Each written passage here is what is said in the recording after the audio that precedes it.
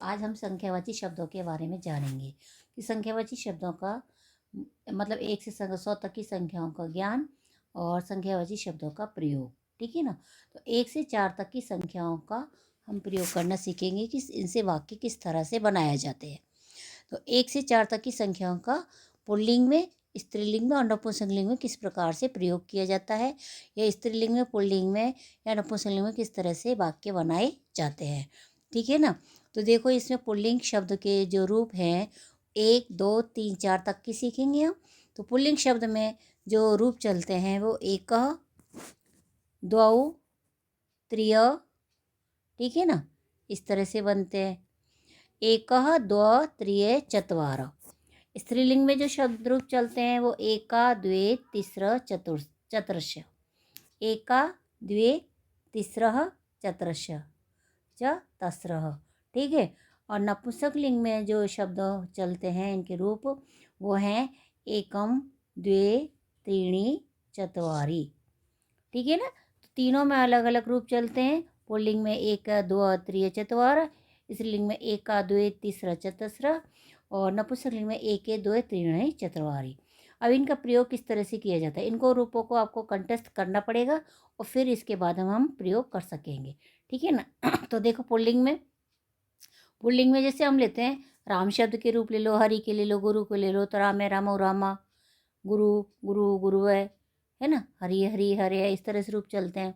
तो हमने यहाँ पर राम के अकॉर्डिंग बालक के रूप लिए हैं। बालक पुल्लिंग शब्द है तो इसका प्रयोग किया जाता है। कैसे किया जाता है, तो बालक के रूप चलते हैं राम की तरह। रामे रामो रामा, बालके बालको बालका। बालक एक, बालक रामो बालको द्विवचन और बालका बहुवचन, इस तरह से इनके रूप चलेंगे। और एक अपुल्लिंग में देखो, माना हमने लिखा, ये वाक्य लिखा एक बालक है। कितने बालक हैं, एक। तो एक के जो रूप चलते हैं वो एक का क्या होगा, एकः। पुल्लिंग में क्या चलता है, एकः। जब एकः बाल है तो इसके हिसाब से ही हम बालकः, एक वचन के हिसाब से क्या लगाएंगे, बालकः। एकः बालकः अस्ति। अब इसमें अस्ति, स्तः, सन्ति, ये भी प्रथम पुरुष एक वचन की एक वचन, द्विवचन, बहुवचन है। और इसमें धातु जो होती है अस धातु होती है। देखो, इसमें धातु होती है अस धातु। अस धातु का अर्थ होता है होना। इसके जो रूप चलते हैं अस्ति, स्त, संति, ये तो प्रथम पुरुष का है। फिर इसके बाद में जो और भी ये तीनों उसमें हिसाब से चलेंगे। तो इससे चलेगा असी, स्थ, स्थ, अस्मि, स्वः, स्मः, स्मः, इस तरह से इनके रूप चलते हैं। ठीक है ना, असी के पर वही पढ़ती की तरह चलते हैं, पढ़ती पढ़ता पठंती। इसके अस्ति अस्ति तो इसका अर्थ होता है क्या होता है। अब यहाँ पे बाल के बाल को बाल का जो एक पहली लाइन आती है वो इसके जो रूप चलते हैं इस हिसाब से इसकी ये वाली लाइन चलेगी प्रथम पुरुष की। एक वचन में अस्ति आएगा, द्विवचन में स्ते आएगा और बहुवचन में संति का प्रयोग होगा। ठीक है ना, किसका प्रयोग होगा, संति का। ठीक है। अब देखो, एकः बालकः अस्ति, क्या चलेगा इसका, पुल्लिंग में है तो एकः बालकः अस्ति, एक वचन के साथ में। दो बालक हैं और दो के लिए क्या आएगा, द्वौ, रामौ, द्वौ, बालकौ, रामौ, तो बालकौ। और इसमें अस्ति स्त आता है द्विवचन में तो स्तः, द्वौ बालकौ स्तः, इस तरह से इसका वाक्य बनेगा, द्वौ बालकौ स्तः। ठीक है। तीसरा देखो, तीन बालक हैं। अब तीन के लिए पुल्लिंग में जो रूप चलता है वो त्रिय होता है, त्रिय। और बालक के रूप चलेंगे बालके है, बालकहु, बालकः, बहुवचन में हो गया तो त्रिय बालकः। और फिर अस्ति के रूप में चलेंगे अस्ति, स्त, संति। ठीक है ना, बताया था ना अभी, तो संति। तो ये बहुवचन में पूरी लाइन हो गई, त्रिय बालकः संति, तीन बालक हैं। अब देखो, घोड़े, चार घोड़े हैं। घोड़ा शब्द भी पुल्लिंग में आता है आपका। घोड़े के रूप चलते हैं अश्व, अश्वौ, अश्वा, इसकी तरह चलेंगे राम की तरह, अश्व, अश्वौ, अश्वा। ठीक है ना। तो चत्वार पुल्लिंग में क्या होता है? पुल्लिंग में 4 शब्द का होता है चत्वार। और अश्व का बहुवचन होगा अश्वा, अश्व अश्वौ, अश्वा। और अस धातु का जो बहुवचन होगा वो होगा सन्ति। ठीक है ना? तो इस तरह इसका रूप बनेगा चत्वारे अश्वः सन्ति। आगे समझ में? पुल्लिंग में एकः बालकः अस्ति, द्वौ बालकाः स्तः, त्रियः बालिकाः सन्ति, चत्वारे अश्वा सन्ति। ये तो हो गया पुल्लिंग में प्रयोग। ठीक है ना? अब देखो स्त्रीलिंग में आइए। स्त्रीलिंग में हमने लिए रमा रमे रमा, बालिका बालिके बालिका, छात्रा छात्री छात्रा, अश्व, है ना? इस तरह से इसके रूप चल जाएंगे। झटका झटके झटका, सीता सीते सीता। आपको पता ही है। अब रूप के अकॉर्डिंग हम फिर इसके एक के कैसे रूप चलते हैं आपके? एक, एक का, है ना? एक के तो हो गया। तो एक का देखो, एकः छात्रः अस्ति। रमा की तरफ चलेंगे तो छात्रः आएगा, पहले क्या आएगा? छात्रा। तो एका छात्रा अस्ति, एक छात्र है। अस्ति इस्त संति मैंने बता ही दिया, इस तरह से प्रयोग होगा आपका। अब बात दो है, दो के लिए आएगा द्वे।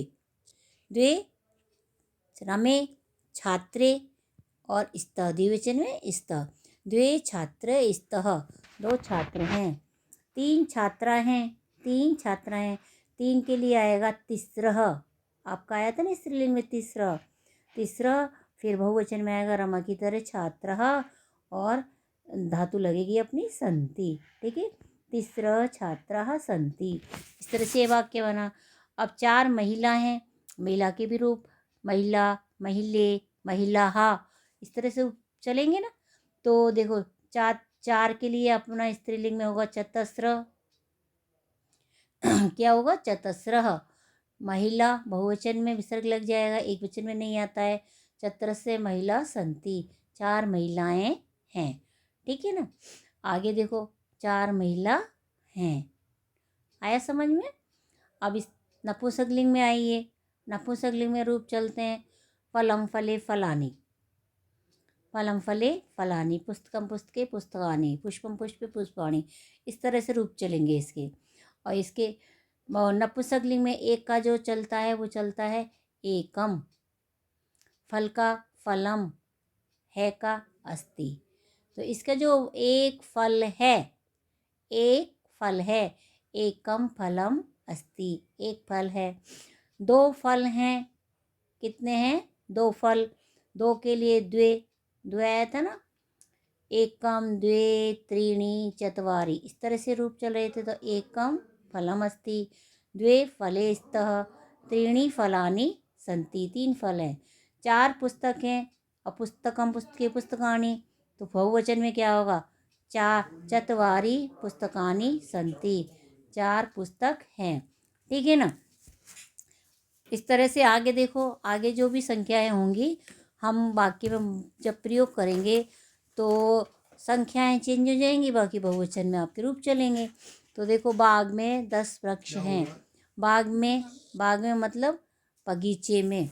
बगीचे के लिए आएगा उद्याने, सप्तमी विभक्ति राम की तरह। राम में होता है तो उद्याने, उद्यान में, बगीचे में। 10 वृक्षा बहुवचन में है।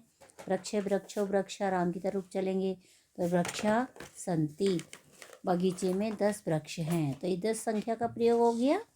और देखो कक्षा में 100 छात्र हैं, तो कक्षा में वही कक्षायाम, रमा की तरफ चलेंगे इसके, रमायाम, कक्षायाम स्त्रीलिंग है कक्षा। तो रमायाम शतम बालकाः, बालक बहुवचन में है और सन्ति धातु लगे भाव। तो ये हो गया कक्षायाम शतम बालका सन्ति, कक्षा में 100 बालक हैं। ठीक है ना? इस तरह से आपका 1 से 4 तक की संख्याओं का प्रयोग हो गया। और आपको इसके लिए इन शब्दों को याद रखना पड़ेगा। पुल्लिंग में 1 से 4 तक रूप कैसे चलते हैं, स्त्रीलिंग में 1 से 4 तक रूप कैसे चलते हैं, और नपुंसक लिंग में 1 से 4 तक रूप कैसे चलते हैं, ये चीज़ आपको ध्यान रखनी पड़ेगी। ठीक है ना? आया समझ में? इस तरह से आपका वाक्यों में प्रयोग करना सिखाया और आपको इनको अभ्यास में करना है। प्रैक्टिस करोगे तभी आपको आएगा। ठीक है? Thank you.